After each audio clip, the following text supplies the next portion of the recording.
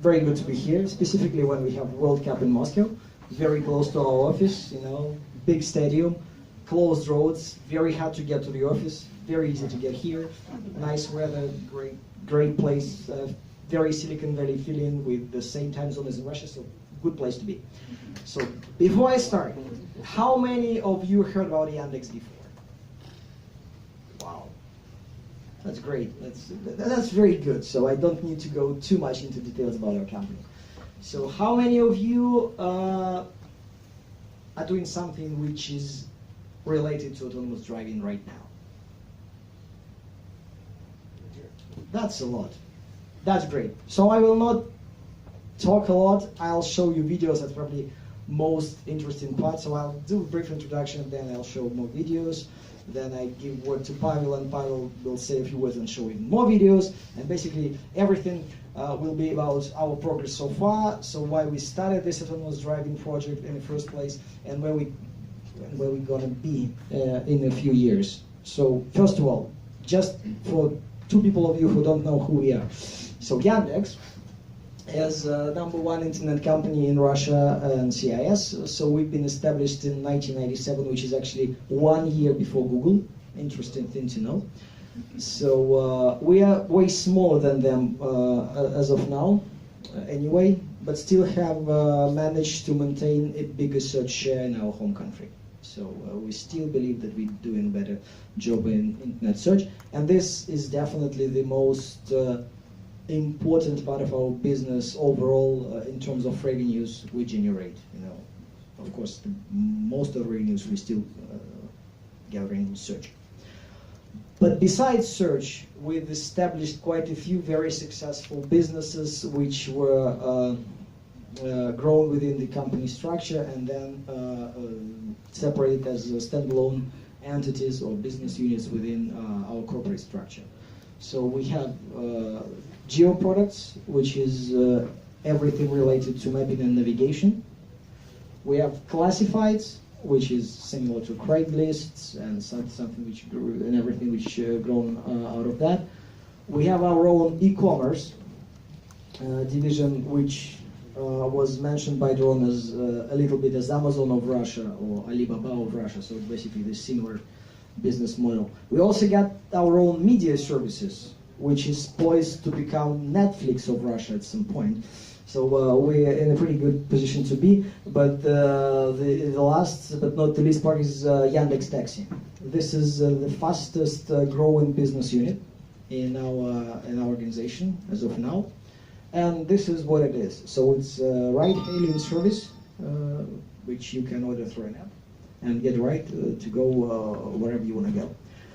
Few words on Yandex Taxi. So these are very good metrics if you judge by user experience. So very low waiting time, quite significant number of active drivers, 600 cities, even more than that.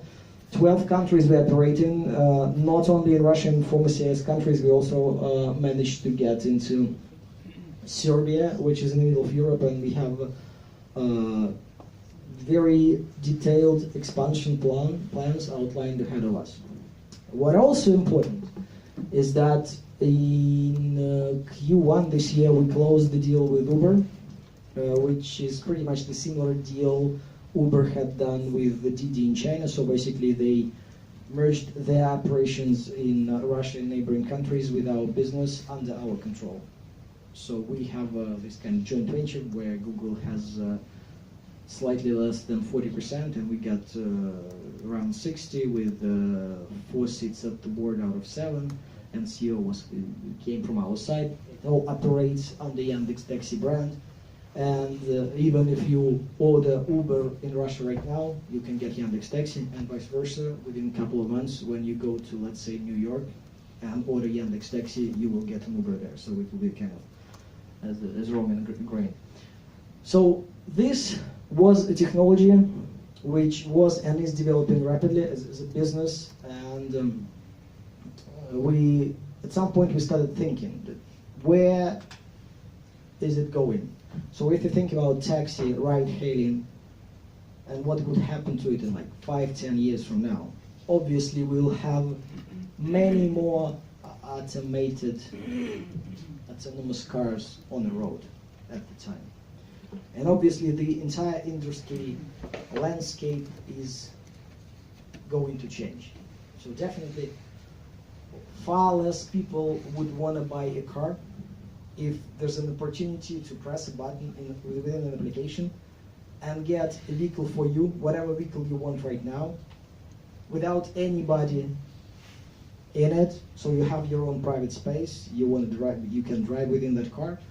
You have the entire car for yourself. You want to sing, you want to scream, you want to sleep, you want to do whatever you want.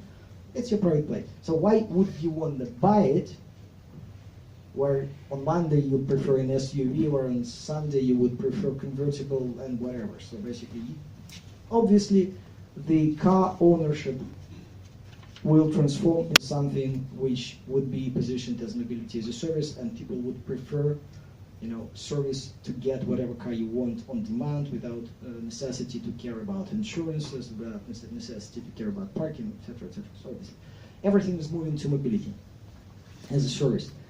Then we started to think, okay, so to enable mobility as a service technologically, what technologies you might potentially need? Of course, you need to get information about navigation. You need to have some backend for your ride sharing and car sharing applications. You probably would need to have some in-vehicle infotainment, because when a person drives a car, the person most likely would like to have some entertainment options for him or herself. You potentially want to have natural language understanding capabilities, because the ability to communicate with the vehicle most likely would happen through the natural language. And to enable all these things to understand what's going on within the car, you probably would need some computer vision basics. Also, you probably want to have something which is related to public transportation synchronization, because if there is a target to get you most efficiently from point A to point B, probably you want to use public transportation routes on some ways where when there is congestion. So probably you want to take a car from point A to point X, then from point X to point Y you will go by, let's say, underground. Then at point Y there's be another car waiting for you to take you from point Y to point B where you actually want to go. So idea to have some synchronization with public transportation is also a good one if you're thinking about mobility as a service. Of course, it's all going to be powered by machine learning and deep learning algorithms. And at that point, we realized that we actually, at Yandex, we have the entire stack of technologies apart from autonomous driving itself. At this point, we decided that we actually need to do something about autonomous driving, and this is when our autonomous driving project started. It was second half of 2016. That's where we started assembling the team. And we've been going on since then.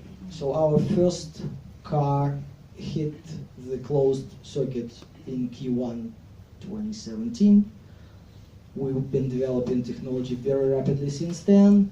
In December of the same year, last year, we started our first public road tests in Moscow. You've probably seen the video if you're following. If you're not following, we'll show you that video anyway later on. So you will know what I'm talking about. And we've been going on really fast since then. Our team is about 100 people right now. Most of them are engineers. People who are involved in data labeling are not part of the team, because we utilize now most powerful crowdsourcing platform, which we've been using for many years to, first of all, to improve our search results and do other tasks which are related to quality of the information we supply to people over the internet. Then we use the same platform to verify our computer vision algorithms, and now we're using this to label data from both pictures and point clouds, and basically use this labeled data in our machine learning algorithms. So, but enough talks. Here's a very recent video from the conference we had just a few weeks back in Moscow, where we demonstrated our autonomous driving capabilities to open public, so everybody could stay in line. and take a ride in our robot taxi on a closed circuit without any driver in it.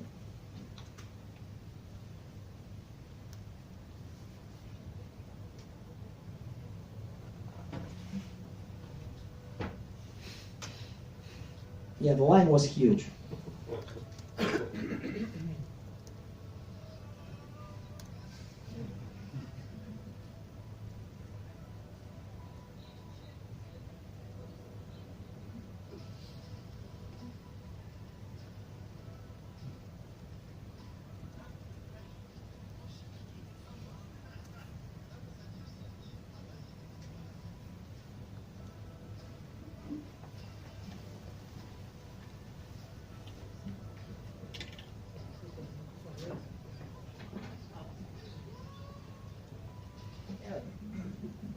Music is not that important in that video.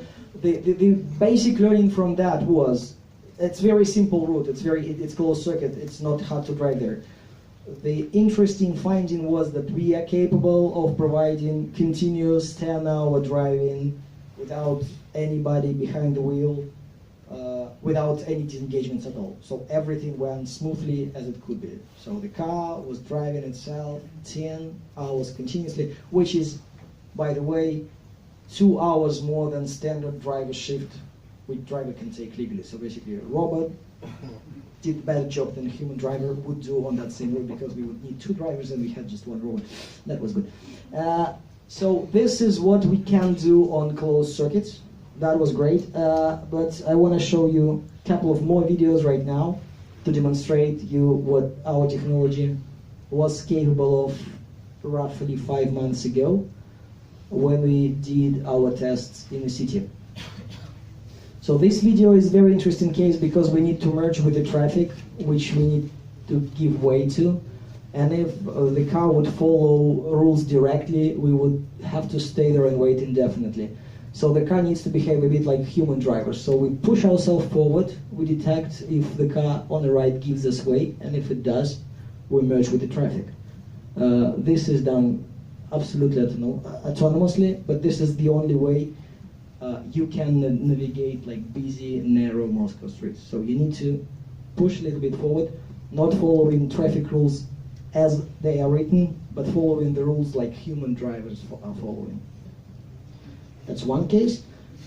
The other case is 2-lane street in each direction, and this is another case when we are driving in the right lane, and the car in front of us stops to park. And how do we handle that situation is also interesting, because when we shoot that video, we recording every ride we have, it was a bit surprise for us because we didn't realize that we're capable of doing such maneuvers, and we figured out that we could. So you see the car in front of us is parking, we are looking back, we see that there's a car, we're giving it way, and when we are realizing that there's nobody there, we're just switching the lane and continue moving forward.